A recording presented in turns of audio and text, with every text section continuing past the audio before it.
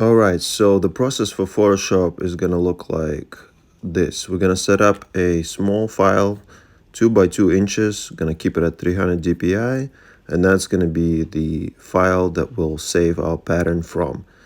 You can establish your guides. I turn the snap on so that they can, while holding Shift key, they can be snapped to the middle of the format. That can help us visualize things, and also if you were to follow the traditional method that we've covered in the previous demo, cutting the paper, those guides can be very helpful. Here I'm just placing my ink work on each separate layer, turning multiply mode for each of the layers so they can be see-through, and arranging them in step 1 in the middle of the format. And don't forget to save your file because I have lost all the progress before, and I don't want you guys to go through that pain. So here I'm just rearranging the layers and making it a little bit more visually interesting, thinking all the while about the composition. If you want to use a rectangular marquee tool, you could merge all these layers together and follow the steps that we covered before, but I'm using offset tool. So if you go into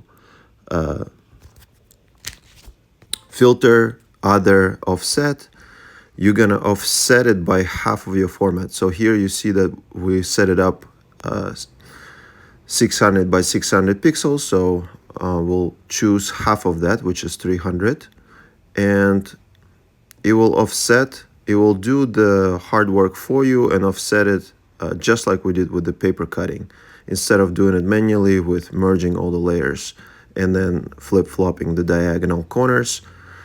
Now, the second step is just like what we did in the classroom during the demo, filling in the remaining blank space and arranging it in an interesting way where my composition looks solid.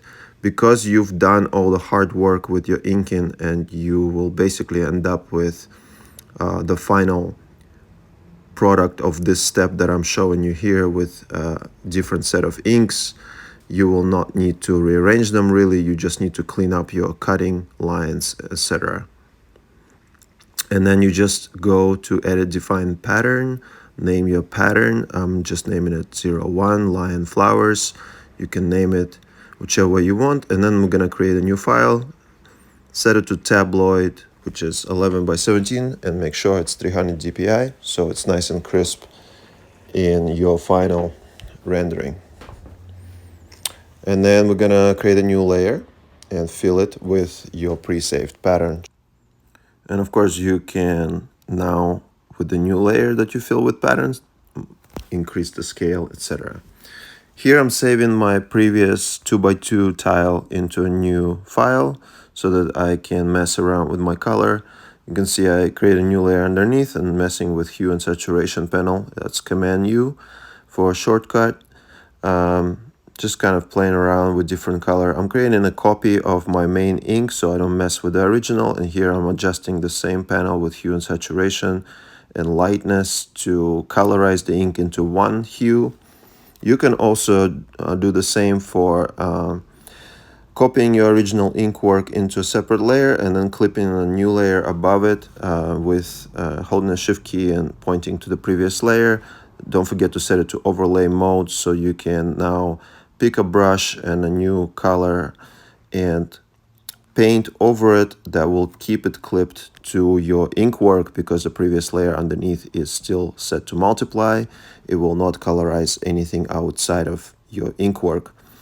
And then I'm kind of just merging that and adjusting the hue for the background again, and see how they work together in a interesting color scheme. And once you're happy with your color scheme, you can save it as a new pattern. So I'm naming it here as a new pattern, color 02, just so I'm not confused.